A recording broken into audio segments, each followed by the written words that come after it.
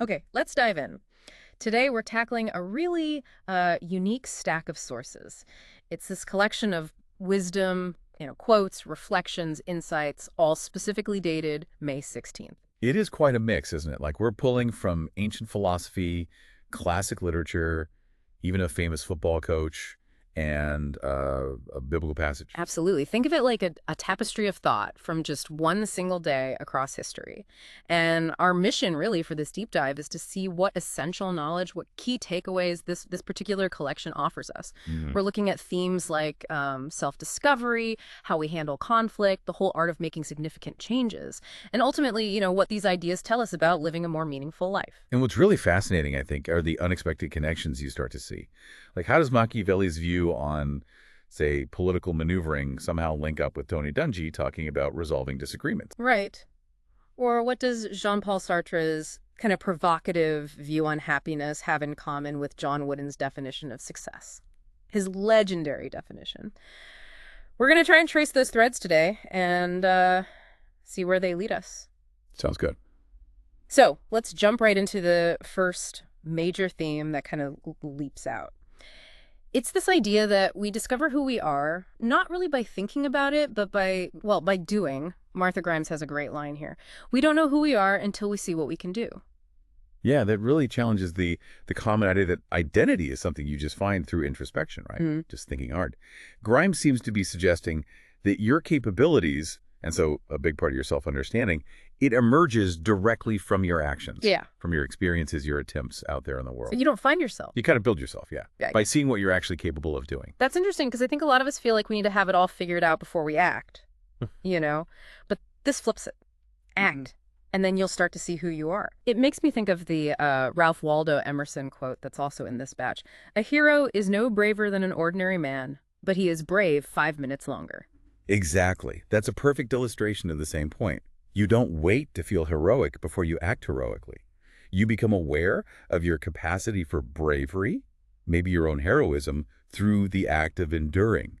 By choosing to stay in the fight, so to speak, for that extra 5 minutes when every instinct is screaming, quit. The self-discovery is in the persistence itself. It is, yes. So the core nugget here seems to be don't overthink who you are, just start doing. Your actions will reveal your capabilities, and that reveal is the self-discovery. It's about forging identity through persistent effort. It reminds me of Conrad Hilton's observation too that successful people keep moving. They make mistakes, but they don't quit. Precisely.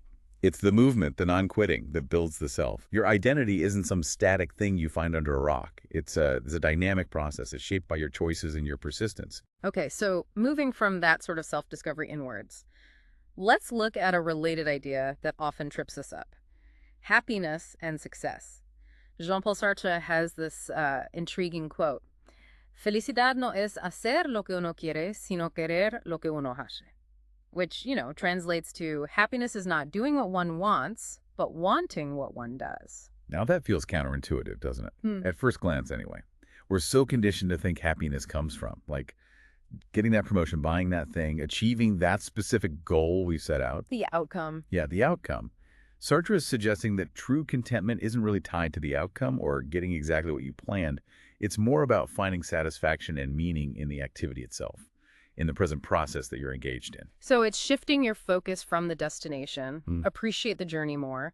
That resonates really strongly with John Wooden's famous definition of success, which is also here.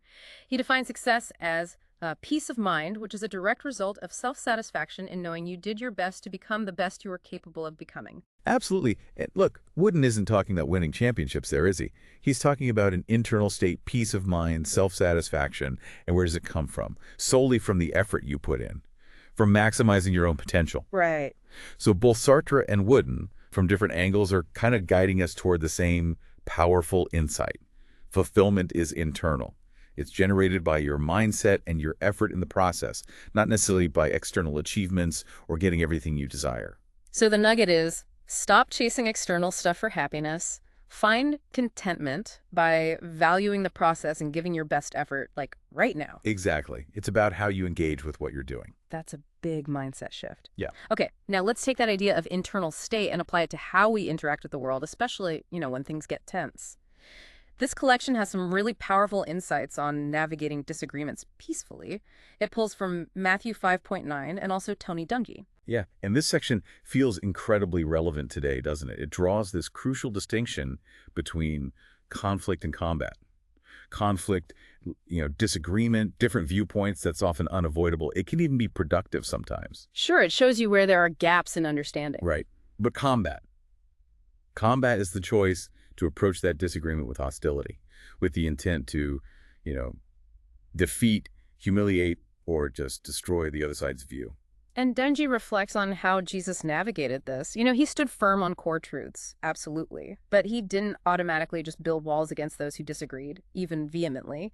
He looked for common ground, for points of connection where a discussion could actually happen without compromising his beliefs. Which brings us to a really fundamental question when we encounter someone who sees the world differently, right? Is our default reaction to just dig trenches, reinforce our own position, and start, lobbing rhetorical grenades? Or do we genuinely try to build bridges?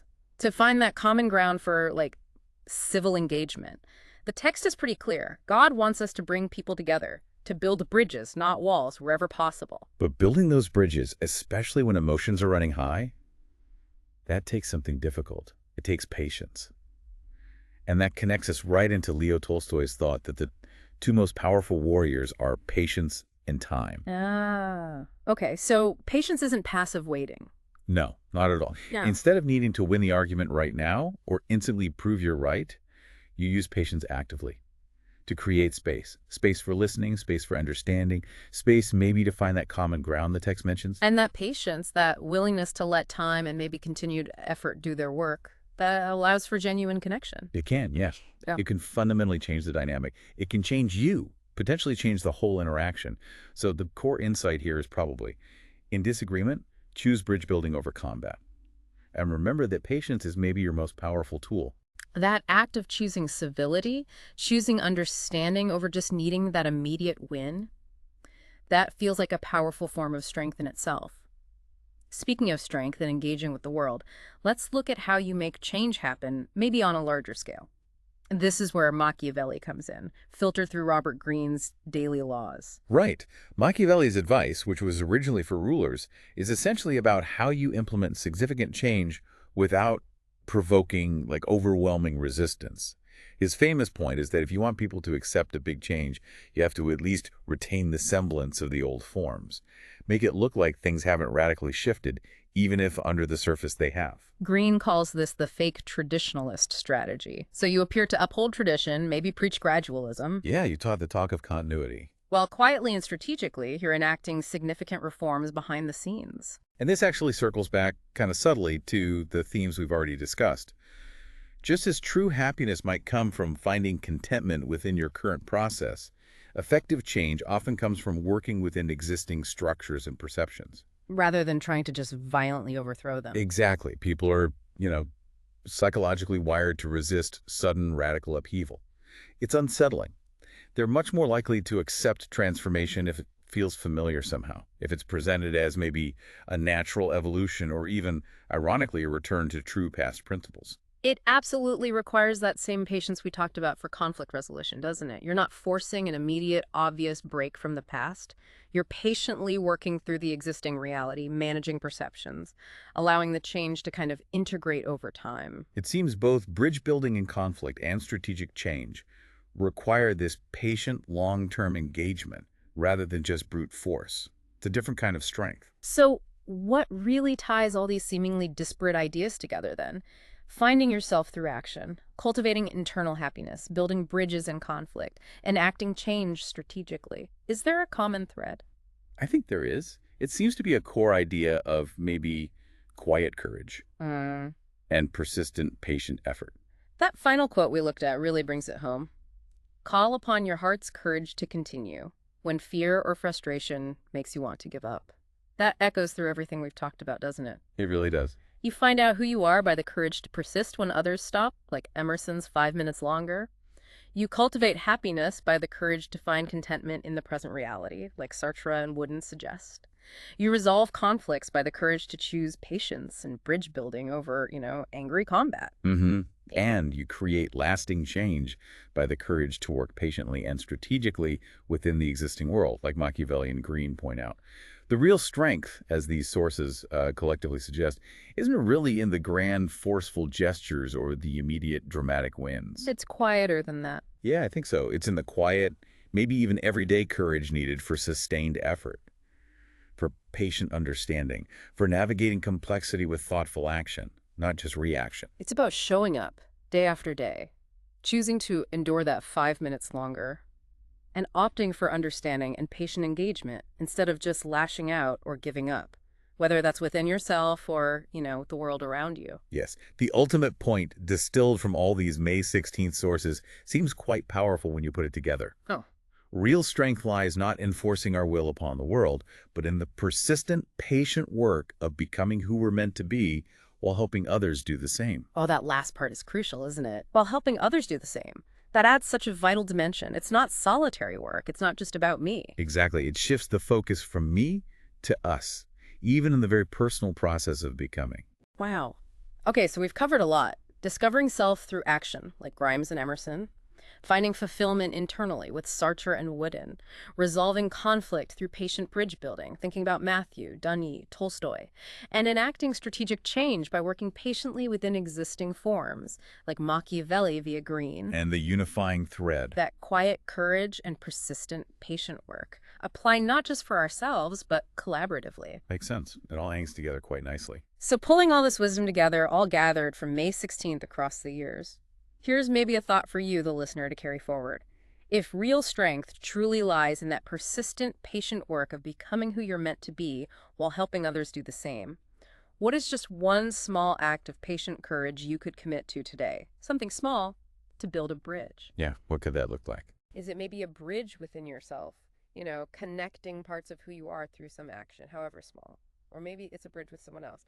Choosing understanding, choosing patience. Just for today, in the face of a disagreement, what might that one small act be?